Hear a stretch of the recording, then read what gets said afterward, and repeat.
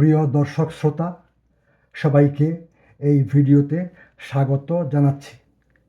এই ভিডিওর মাধ্যমে রাইস কি সবাই তা জেনে নিন।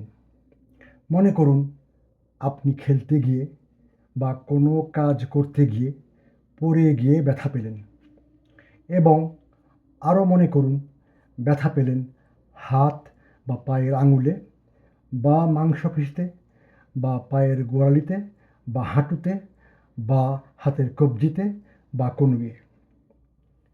এবং আরও মনে করুন ব্যথা পাওয়ার জায়গাটা কোনো কাটা ছেঁড়া না থাকা সত্ত্বেও এবং কোনো হাড় ভেঙে না যাওয়া সত্ত্বেও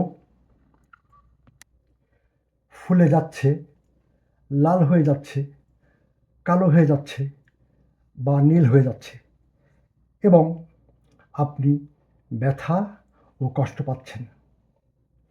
এই সমস্ত ক্ষেত্রেই আপনি ব্যথা ও ফোলা কমিয়ে আরাম পাওয়ার জন্য প্রাথমিক চিকিৎসা পদ্ধতি হিসেবে রাইস চিকিৎসা পদ্ধতি ব্যবহার করতে পারেন। রাইসের আর মানে হচ্ছে রেস্ট বা বিশ্রাম। রাইসের আই মানে হচ্ছে আইস বা বরফ।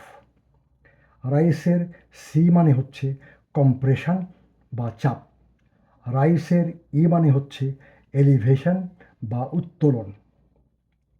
আঘাতপ্রাপ্ত অংশকে রেস্ট বা বিশ্রাম দিন। যে ধরনের কাজ করলে ব্যথা বাড়ে তা সম্পূর্ণ পরিহার করুন।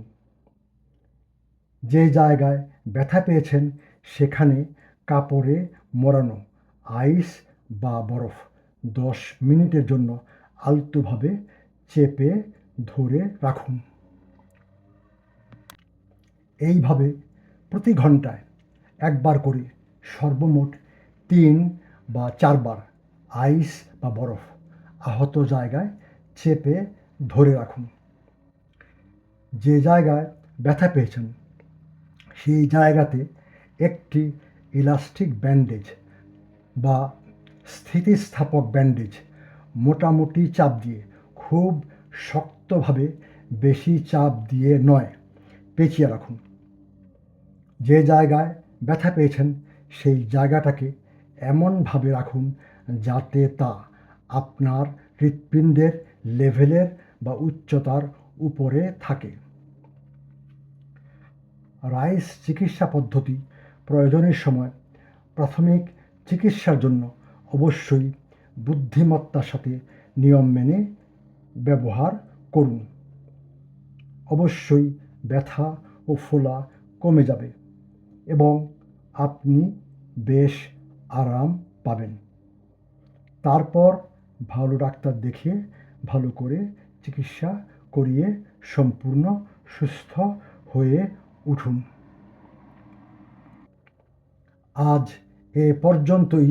সাথে থাকার জন্য সবাইকে অনেক অনেক ধন্যবাদ। সবাই অনেক অনেক অনেক ভালো থাকুন। আবারও বলছি, সবাই অনেক অনেক ভালো থাকুন। অনেক অনেক শুভকামনা রইল।